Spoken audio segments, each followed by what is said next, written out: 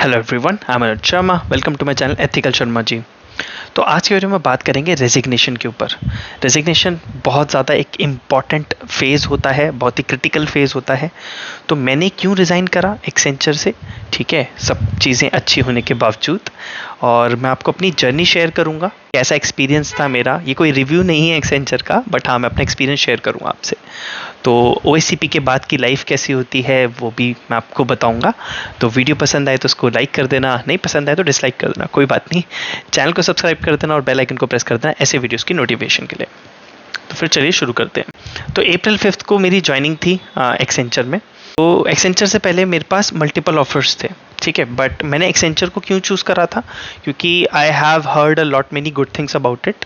और ये people centric company है और मैनेजमेंट अच्छी है। तो थोड़े बहुत मैनेजमेंट इश्यूज थे मेरी पास कंपनी में, तो इसीलिए मैंने फिर एक्सेंचर चूज़ करा। और ओएससीपी सर्टिफिकेशन भी करना था मुझे, तो रीइंबर्स भी कर देते हैं ऐसा मैंने सुना था। तो मैंने फिर एक्सेंचर ज्वाइन कर ली। तो मुझे एक प्रोजेक्ट मिला, वो था इंटरनल प्रोजेक्ट।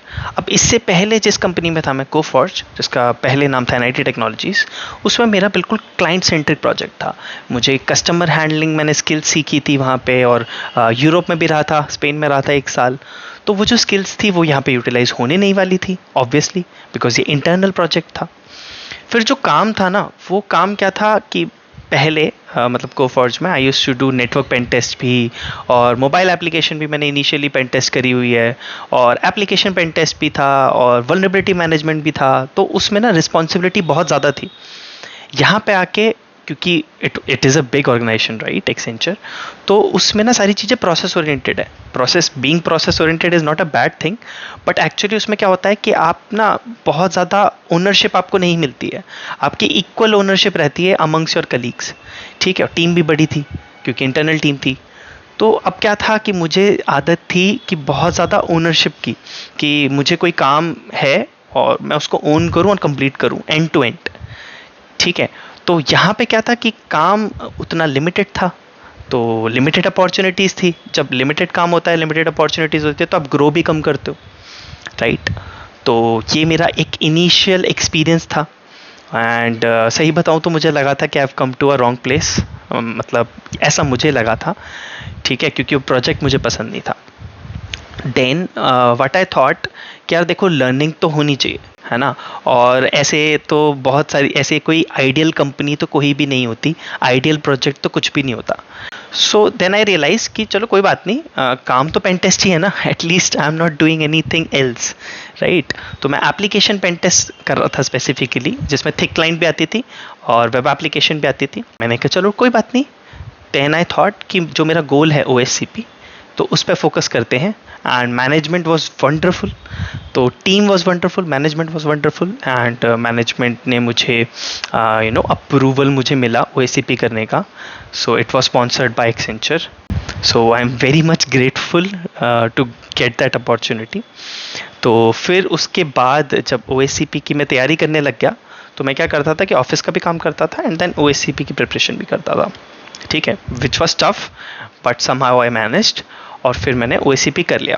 मैंने ओएससीपी करा था 7th of January 2022, यानी कि दिस ईयर। तो अब क्या था कि जो ओएससीपी, मैं आप इसीलिए बोल रहा हूँ कि ओएससीपी के जो 3 महीने की जो मैंने ऑफिशियल जो लैब मिला था एंड जो कोर्स फेयर था, उसमें मैंने इतना सीखा था, बिलीव मी, जितना मैंने शायद पास्ट 3 years में नहीं सीखा हो, ठीक है। वो मतलब जो एक लेवल था ना, लेवल ऑफ पेन टेस्ट या लेवल ऑफ स्किल कह लो आप, जो मेरा पेन टेस्टिंग स्किल है, वो एकदम से अप हो गया था। बिकॉज एक कहते हैं ना दिमाग को खुल जाना, तो उस जर्नी ने मुझे बहुत हेल्प करी, जो मैंने लैब्स करी एंड ऑल। तो बहुत कुछ मैंने सीखा, एक माइंडसेट मेरा बदला, राइट, एक्सप्लॉयटेशन को लेके। और क्योंकि आप ऑर्गेनाइजेशन में काम करते हो तो देयर आर सम रिस्ट्रिक्शंस जो आप नहीं कर सकते। जैसे एसक्यूएल आई, अगर एसक्यूएल इंजेक्शन आप एक्सप्लॉइट कर रहे हो तो उससे आप शेल नहीं लेते, राइट, बट इसमें आप शेल तक जाते हो, बल्कि आगे तक जाते हो, पोस्ट एक्सप्लॉयटेशन भी जाते हो। तो मैंने बहुत कुछ सीखा था।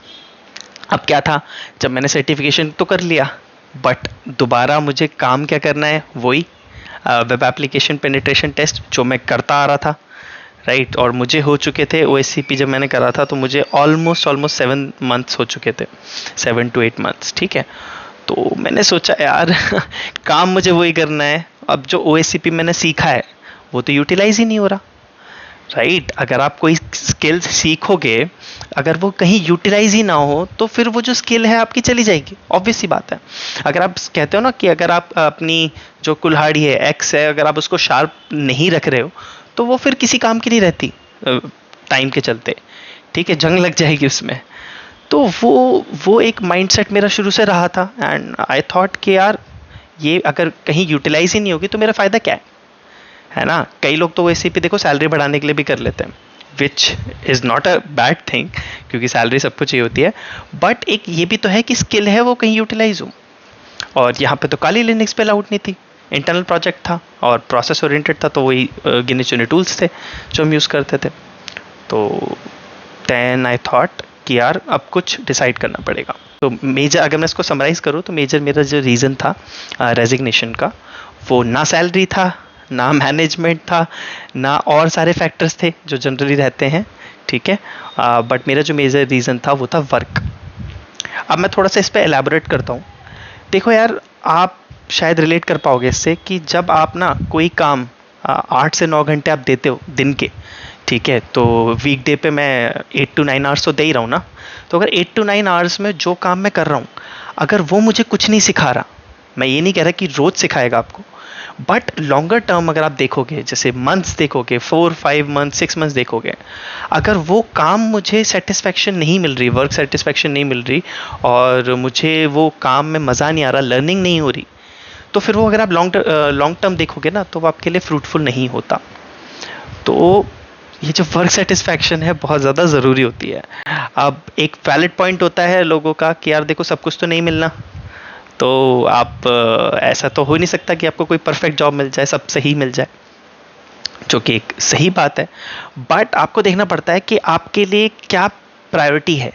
तो अभी मैं मैरिड नहीं हूँ, राइट, अभी मैं अनमैरिड हूँ, तो मेरे पास इतनी ज़्यादा रिस्पॉन्सिबिलिटीज़ तो नहीं है जो फैमिली वाली होती हैं, जो मैरिड लोग समझ पाएंगे। तो जो मेरी प्रायोरिटी है वो है लर्निंग।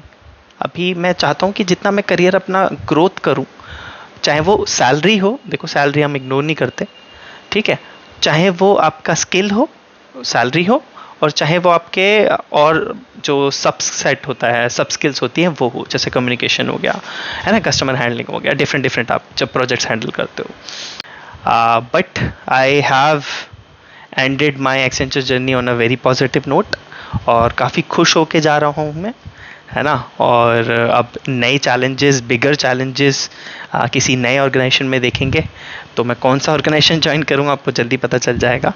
मैं इसकी हाइप नहीं क्रिएट कर रहा एक्चुअली। कई सब्सक्राइबर सोच रहे होंगे कि सर ऐसे आप कहाँ जा रहे हो जो आप बता ही नहीं रहे, बट मैं चाहता हूँ कि एक वक्त होता है जब मैं ऑन बोर्डिंग कर लूँगा, जब सारी चीज़ें हो जाएंगी, सेटल हो जाएगा, न्यू ऑर्गेनाइजेशन में जब मैं सेटल हो जाऊँगा, तब मैं आपको बता दूँगा, है ना। तो उम्मीद करता हूँ कि वीडियो पसंद आया होगा, ठीक है, पसंद आए तो लाइक कर देना, है ना, शेयर कर देना और चैनल को सब्सक्राइब कर देना, बेल आइकन को प्रेस कर देना ऐसे वीडियोस की नोटिफिकेशन के लिए।